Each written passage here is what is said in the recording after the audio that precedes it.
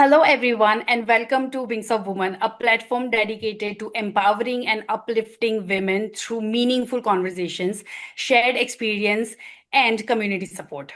So, today we are truly honored to welcome Vandana Bhatt, an inspiring human resource leader whose journey from India to Canada reflects resilience, growth, and determination.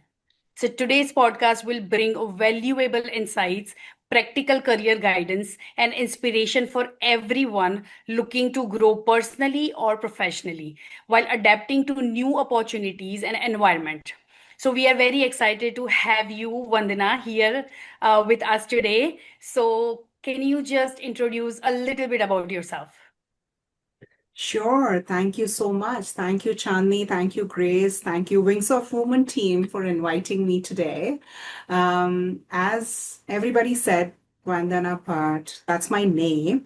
I would say, that's Vandana Bhatt. That is a little girl that had come from India with as new as everybody is in Canada. But I got a new identity where everybody in Canada calls me VB with my initial of my first name and an initial of my last name. So I'm proud to say that I am VB on the show today because I'm going to echo you how I transitioned my journey from Vandana Bhatt to VB. Currently, I'm into, as Chandni said, I am into human resource. I started from scratch as a human resource, as a human journalist, and stepped up my career from HR journalist to manager, and today I'm a senior manager, not only taking care of Canadian operation, but also spreading my wings across US operations as well. So that's a little bit of my professional journeys, but I'm excited as someone. I have been a newcomer, my journey, my challenges, and that have come through having a well established career in India. How did I scratch? What attitude, what mindset did I have it? I think I'll be excited to have that as a part of discussion today. And as these two beautiful ladies on the screen have laid out, varied topics have been laid out really nicely because there are the real concerns of newcomers, and I'm glad to be part of and give some of my experience that might help you, some of you. So, looking forward to the conversation today. Yeah, thank you. Thank you very much. So let's go to do our first question. So many ladies, the newcomers lady, they all have a question is, they have many, many years of the experience from their own country. But when they move to the Canada, they try to find a job in their own field, but they always feel that is they are overlooked by in the job market. So if this is you, how you can help them? Well, that's a nice question because this is one of the biggest emotional struggle of newcomer. I believe being a newcomer, we arrive with strong education, then we have some leadership experience back in our home country, we have a lot of skills, and suddenly you're coming to a country where everything feels invisible, right? That's the Yeah. feeling, right? Yes. Now, what I want people to understand that your experience still matters. I'm an HR myself. I interview a lot of people. And when they say they don't have a Canadian experience, I feel hurt. Like, that's not the issue. The issue is usually not the capabilities that you have because you yourself are overlooking your experience. Then, how do you expect a recruiter to give justice and value to your experience? So, number one, your experience matters. Mm. Now, the challenges as a recruiter or as an employer, they don't have a capacity to see your experience. So, number one, as I said, value your experience. Okay. So, if you value, you'll be able to translate your value. So, and second, if they don't fully understand your international experience or how that can be translated, you need to give them an example. Like, I even I said I started from zero, but that's not how you say it. I learned it that we have to say that I have an experience, but from a different market, and I'm eager to learn the new market. Right. So, see, how you see it, that matters.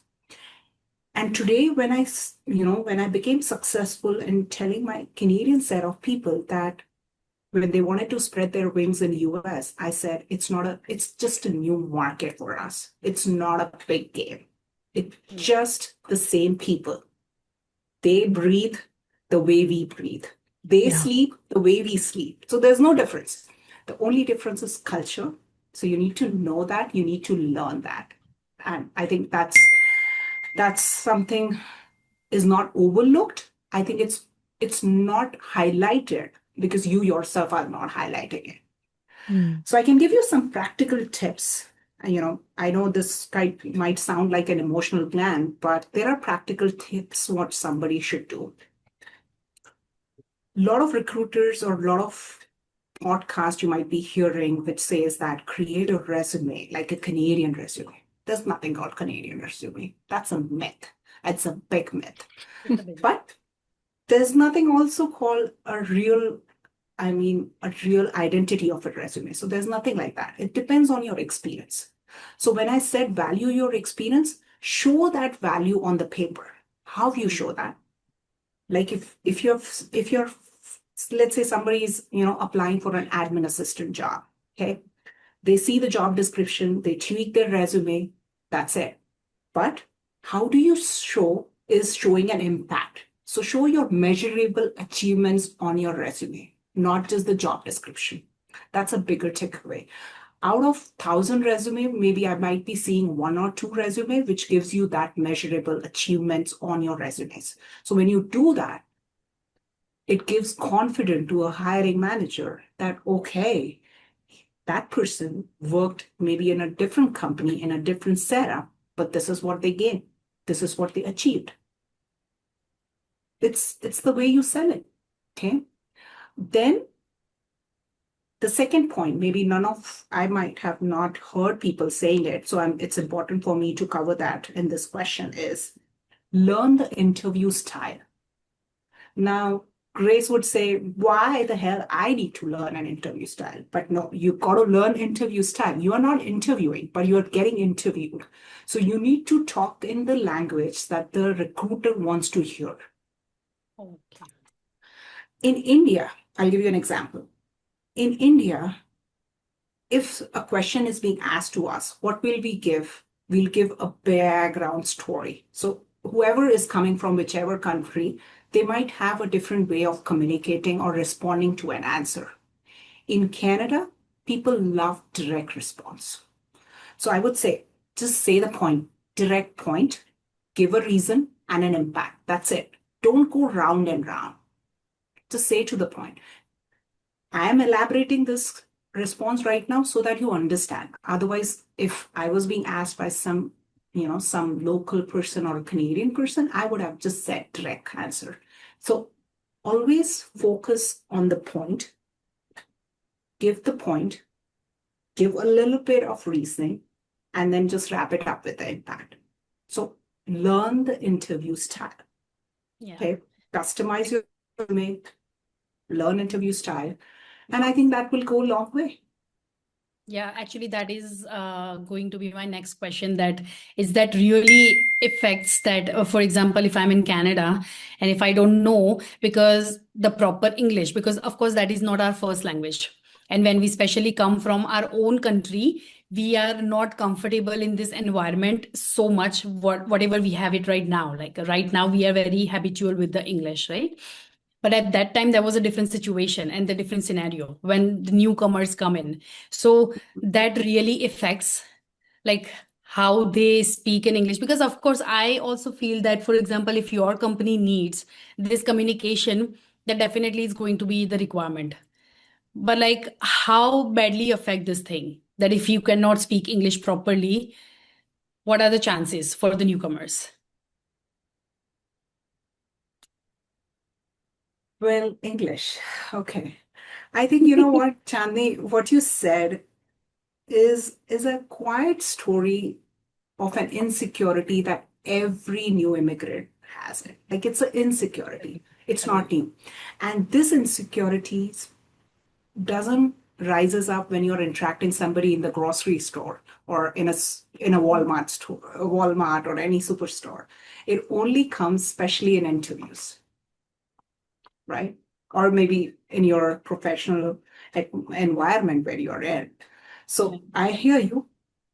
This is an insecurity, and it will live till the time we are getting used to it, right? It's not going to go because it's after certain age, there's a different way everybody's learning capability is. Like, if you bring in a child who is just going to a high school in back in the home country and they've come here to attend a college or something, and they might adapt that accent pretty well, pretty easily, But for the people who have established their careers back in their home country and have to start again, it's difficult. That's So hard. yes, I know we talked about the problem. Now, what the solution? I would say accent is not a weakness, and I'm not going to say anything that you guys don't know. You know all of this, right? So communication matters professionally, but English is not the goal. The clear communication matters, right? Yes. So in my first question, as I said, and which brought you to this follow-up question, was the style, how you communicate. So don't actually focus on accent, don't focus on English. Focus on the way you want to give your thought or you want to give your point across to the audience. Yes. I'll give you an example. If Chandni, if I'm asking your opinion, sometimes, usually, what do? We give an opinion and then we actually say, why do I have this opinion? We keep explaining our opinion back and again. That's not the right way to communicate. Communication is opinion and give an example. You need to be sure about what you're saying. You don't have to think while you're, thinking around and then that opinion loses its effect. So how the way anybody has to, you just have to learn the style of communication, not English. Right. Because even if your English would be broken, or if it's not perfect, don't wait for that perfection because the opposite person is going to get what you're going to convey. So your body language, your confidence, and the way you say your point matters. I would suggest everybody just do one thing. Open your YouTube. There are a lot of speakers. In fact, if somebody's from India, I would say, hear to Priyanka Chopra every single day. Like, you would love to see her. You would love to hear her.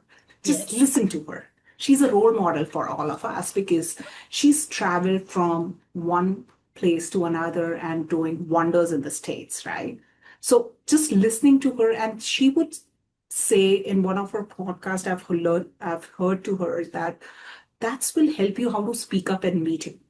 Your idea matter. We bring in a lot of ideas based on our experience. But where that idea gets shaded out, we don't communicate that properly. It's not because of English. Again, we think English is a problem, but English is not a problem. No problem. Yes. Communication is the problem.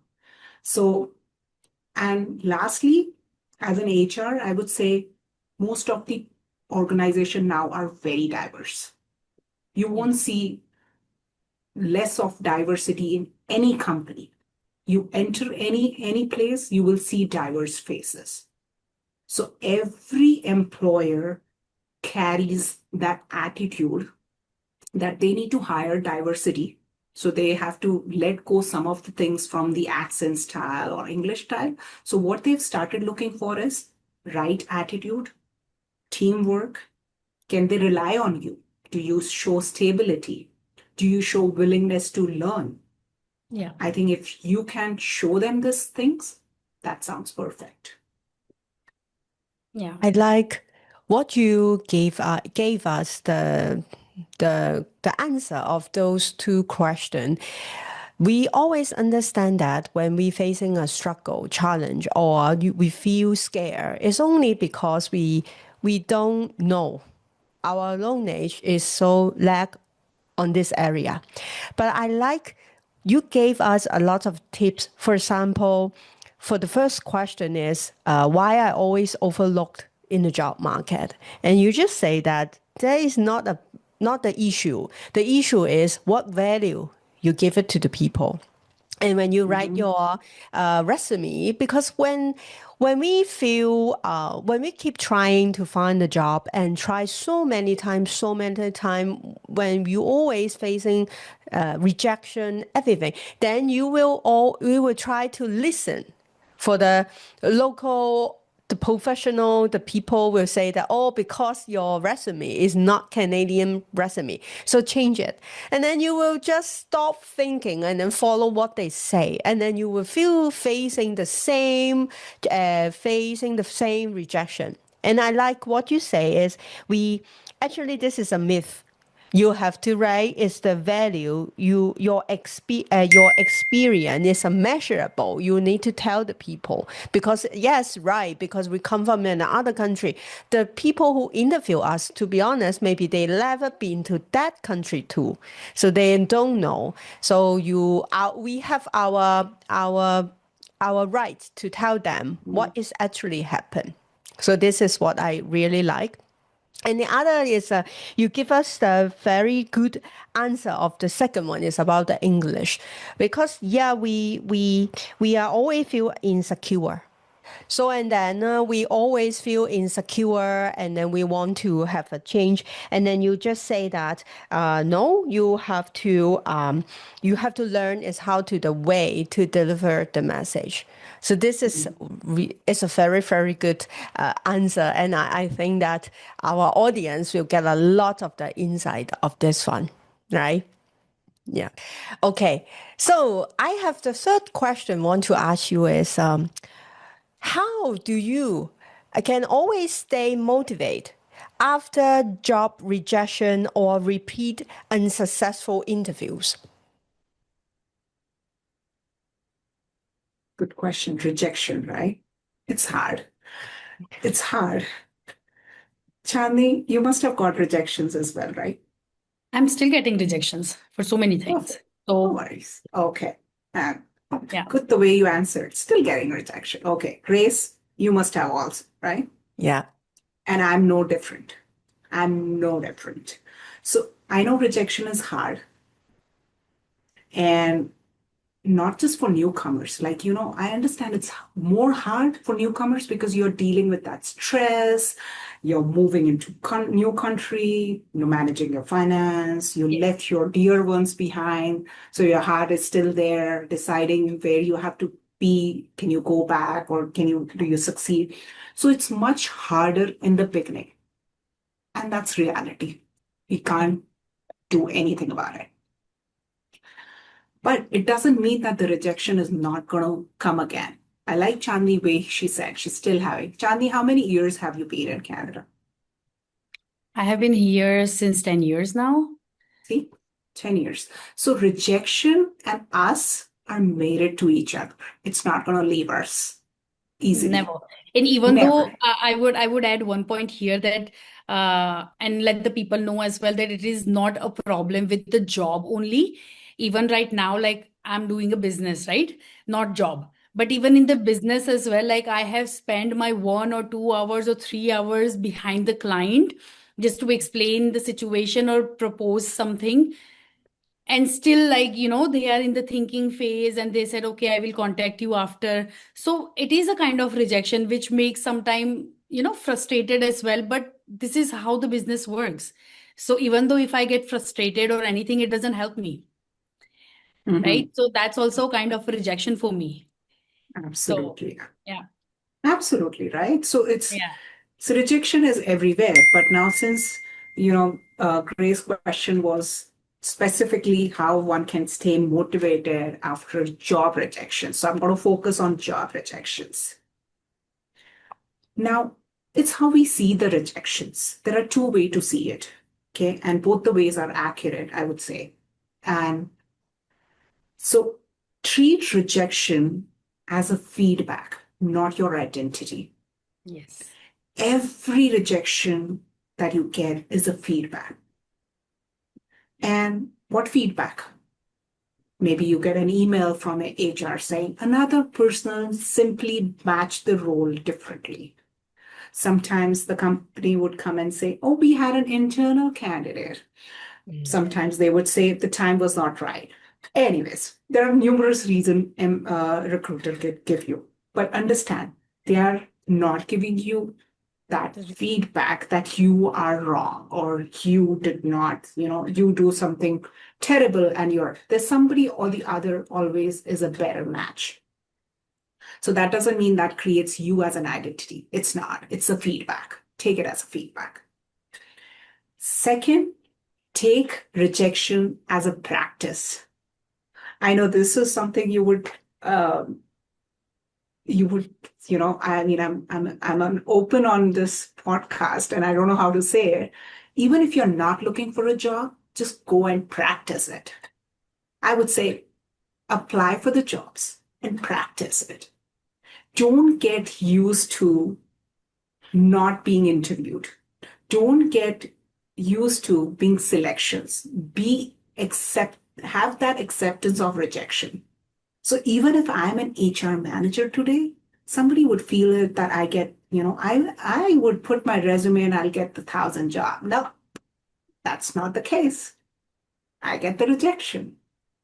So I always encourage people to treat every interview like a practice and not failure. So what they can do it after every interviews, don't wait for the result. Do a self-reflection. Right exactly after every interview, reflect on what went well. You would say, oh, my interview was superb. No, there cannot be a superb interview. No ways. Recruiters are really kind enough in Canada. They will never make you feel terrible in the interviews. Trust me. Yeah. They will always have a great smile on the face. They would say, thank you for coming in. We really enjoyed the conversation. And that's how everybody has to be, right? And it's nothing wrong in it. So you yourself have to evaluate your answers. Make sure after every interview, because you forget, I would say once you're out of the interview, before even phoning your friend or anybody, take the phone, write, reflect on what went well in the interview, write, improve one thing each time, like what you would have said it properly. Like, sometimes an interviewer asked you, okay, tell me about your experience. Did you miss something? What did you miss? Write it down. Update your answers every time. Okay. Like, for example, don't give a monotonous answer like, okay, tell me about yourself. That's a question that or take me through your background. Make sure you're updating your answers. You're doing a little bit of research and updating it. So now I'm not focusing on how you should be interviewing. The question right now is how you should be making sure and stay motivated after rejection. So if you will do all of these things, it'll keep you motivated. Update your answers. Practice that confidence. I could have said this in a better way. How would I have said that? Did I take a pause? Did I breathe properly? Did I move like this? What did I do? So take every interview as a practice. So after your practice, if you fail, would you feel demotivated? Probably not. Yeah. Right? And another thing, honestly, I would say when especially rejection comes with a lot of emotional baggage. So don't isolate yourself after any rejection. Because if you isolate, that's where your confidence drops the most. Okay. After every interview or after you get any rejection, make sure you're talking to your mentors, maybe friend, maybe any recruiter, or maybe people in your network.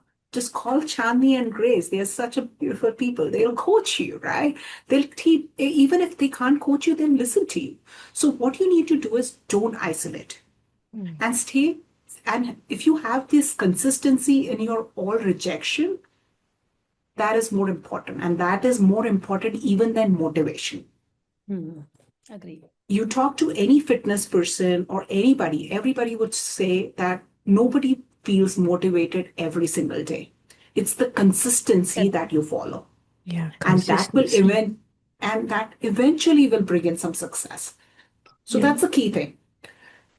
Answers your question, Grace. I think you know how you stay motivated. You don't need motivation. You need consistency and you need a better way to approach your rejections and a right mindset. Yeah, Yeah, I totally right. agree with you on this point, because I also like to heard the podcast, the motivational podcast or like some positive podcast, you know. So everywhere I listen the same thing, that every day you cannot keep yourself motivated. It's really hard to do that. The what you Mm, can do every day is just discipline or the yeah, consistency that you can do it. Just absolutely. do the hard work, and you will pay it off at the end, and that no Absolutely. one can take that out from you, right? So Absolutely. definitely. So I would like to ask one last question here, that how the newcomer can get in touch with the networking events, whatever is happening. Let's say when I came here, I don't know what is networking event, because nobody was there for me to guide me through that. That okay, something, you know, the networking event can help you in this way or that way, which nowadays it's on a hype, like everywhere is networking happening, and likewise you can meet the people, professional, personal, you know. It really helps, because I personally attend the events, so I know how helpful it is. So do you think that the newcomer also should, you know, be a part of this networking event, which can help them to get a job or, you know, anything? Absolutely. Yeah, networking, right? And my first question also, I think I kind of mentioned how you network with people. So networking is extremely important. Um, but I feel people often misunderstands networking. Sometimes, you know, when you said, you know, that will fetch them a job. So networking is not begging for a job. It's about building relationship and visibility, right? Yes. So I'm sure now Saskatoon has a lot of networking events that happens, but Chandni, being practical a little bit, like being a little practical that not everybody gets that time and energy to Right. be into that event as well, right? It's good. It is needed. And that what will optimize your career, being visible, being part of it. But the hard reality is, number one, you might not know what the networking event is going on right now. Number two, you might not have time. You're doing a full-time job, however the job would be, or maybe you're studying. Not, and then the weekend comes and you really want to live your life too, right? You just Exactly. don't want to be thinking about this whole process. So I'm going to be really practical here, Chandni. Not that I don't love to be. I've been to a lot of networking events. Um, so if we really just talk about events, but you might not see me visible on every events. I follow those people. And at the same time, if you're not going in any events, just follow that event on LinkedIn or any platform and see what were the learnings. Because every time when there is an event, the people who attend those events or people who moderate those events, they put up a wrapping note. Like, for example, Chandni did an event. Of course, Chandni is going to market that well, how successful it went, what was the learning, and all of that. So you would see the faces, who participated, what was the outcome. So that's what will fetch you from the events. Now, networking is not just limited to the events. It's Right.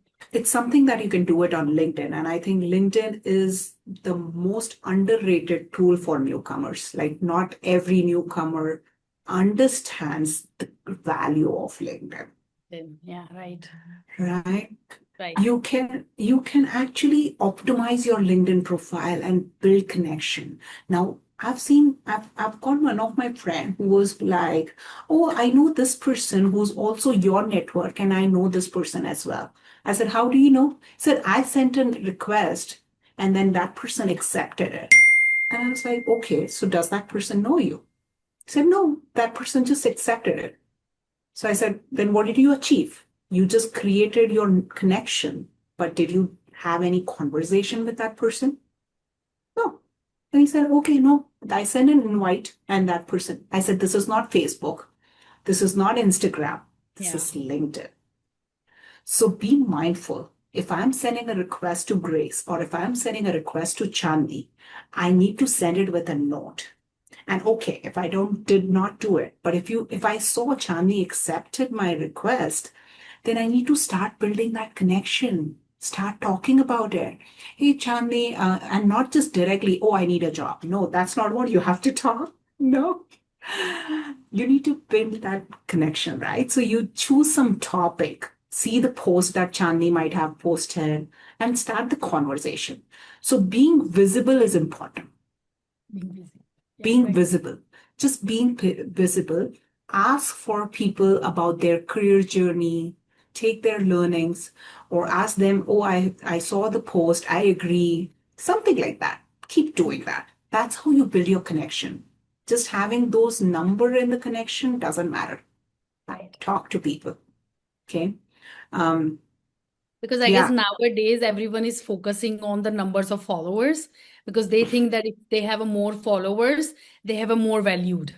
But I think Hmm. this is not the case. Even on like any social, even though it's Instagram and Facebook, if you don't have enough of followers, that doesn't mean that you are not getting anything.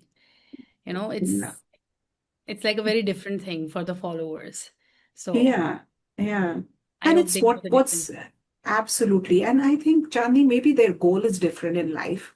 So you Yeah. need to decide what your goal in life is. What are you trying to achieve out of it? So if you're trying to make connections, um, if you're trying to make relationship, um, so don't only network when you need something from them. Just keep talking and share insights. There are professional insights you can share. There are learning experience you can share, or you can just ask something differently. So you don't know because sometimes one conversation can completely change someone's career direction. That's true. And that's so true. So don't undervalue. Create your LinkedIn presence. And not that necessarily you need to keep posting. If somebody after this podcast might go into Mm. my LinkedIn profile and see, I would have hardly posted. Like I don't believe in posting a lot. I used to post, but there are some sensitivity that I don't want to put my energy to because there are a lot of people that keep commenting on it. And then start investing your time in reading those comments and replying. So engaging is important. But as I said, what's your goal? My goal is not to create the post and the engagement on LinkedIn. Mm. My goal is to repost something that I liked. My goal is to be in connection with the people and know what's going on and then have some private conversation and connections or ask people to come down for a coffee and talk to them or see somewhere or just learn from their learnings. Just keep seeing what they do and that's how you learn. So I think, as you said, LinkedIn is a big platform that the people should know what are the benefits of it, right? I think we should do one more podcast for the LinkedIn. Is Yeah, it? For absolutely. sure, because Yeah. I would say not just me, I've seen a lot of my friends, they got job through LinkedIn. So if Yeah. you can, how to build those connections, if something that I would be able to share through my learnings, that'll be great. That was great insight again.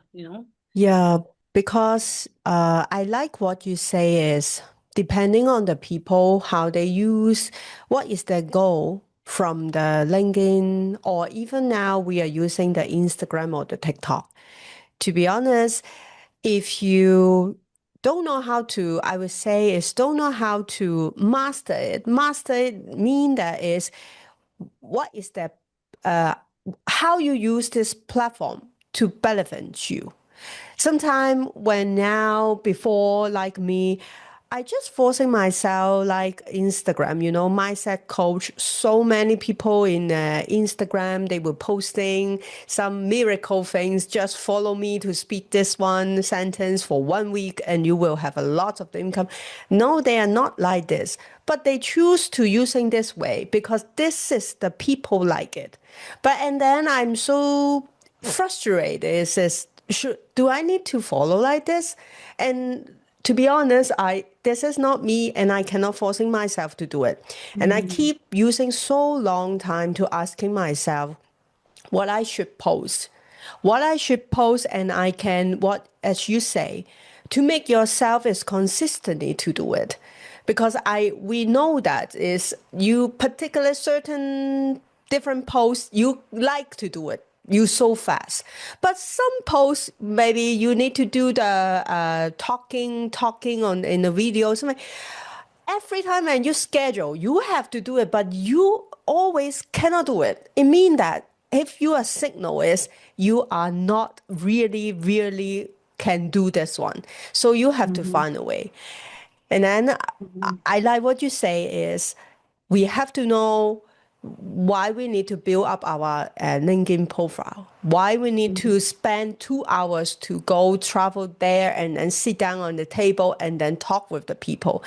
We only one thing is no matter what we're doing today, we share four different questions. We have to actually we are all surrounding one thing is you have to know better yourself. What is your value can deliver to the people? Are you feel confidence of yourself? And then what is the purpose? You have to always know that even though now AI is so many people use it, so many posts when you're using the Instagram, you see that they were telling you that you don't need to think. You just need to know how to type the command to the AI and they will do it. But if you think deeply, the opposite is if you do right like what they say, you are really will be replaced by the AI because you ask them to help you. But the thing is, you have to think and ask them to modify. It's totally different things. So today, we are very, very happy, Vandana, you come here and then share with us step by step from your podcast. We can deeply understand what you meaning is the soft skill, communication, step by step, give the point and an example to elaborate it. So make the people easy to understand. No matter you don't need to using a complicated English. Simple English is the best, right? Absolutely. Yeah, so, and then you share with us about the LinkedIn profile. To be honest, I'm not very good at this one. I think we also need to learn from you. And then every ladies or you are now watching this podcast, I will welcome you to just keep updating in our website because very soon we will have a very, very amazing things coming up with and then you will be benefit a lot and a lot. So today, once again, thank you, Vandana, to have give us so many good insight, and I hope that everyone now you have a chance to watch this YouTube and listen this podcast. You will get something, even though it's just 1%. It will make you change how you see yourself. When you see yourself different, your identity changed. Just like Vandana say, your English is maybe is broke or not good, but they are not your identity. Your identity always is you have value. So this is more important. Absolutely. So, Yeah. Grace, before we sign off, I'm going to give a quick tips to all the audience today. Yes. So we covered, as you said, 4 questions. One, we started with, how we build up and, give interviews and things like that. So I talked about create an impact, like sell your experience and impact so that the interviewer understand. And lastly, we were talking about networking and LinkedIn. Yes. So one quick tip to make your recruiter understand your experience and they value your experience back of home country, reach out to all your reporting managers in India or wherever, whichever country you are in. Reach them out and tell them to give a recommendation about you on LinkedIn. Okay. Yes. So when your prior reporting manager would write it on the LinkedIn saying, Grace and Chandni, you guys were amazing. You did this, you did that. Who else would you want a validation from, right? The employer, while reading through your LinkedIn profile, would say they don't even have to do a reference check. So go ahead and use that profile, at least for that purpose, and Yeah. see the difference. This is also from this few years, I found out one thing. I how I see Instagram is I see them is like a journal to recording me what things I can deliver to the world, and I keep focusing on the things I can do it and I like to do it. Just like you say, you create your LinkedIn profile just like your keep updating resume. Mm. And it's True, a true, more powerful with the video, with the voice, with the true, everything. true. So Yeah. yes. So we are looking for have our chapter 2, part 2 to have an interview with you. Okay. Okay. All right. See you See soon then. you. Thank Bye you. Thank you. Bye bye. bye.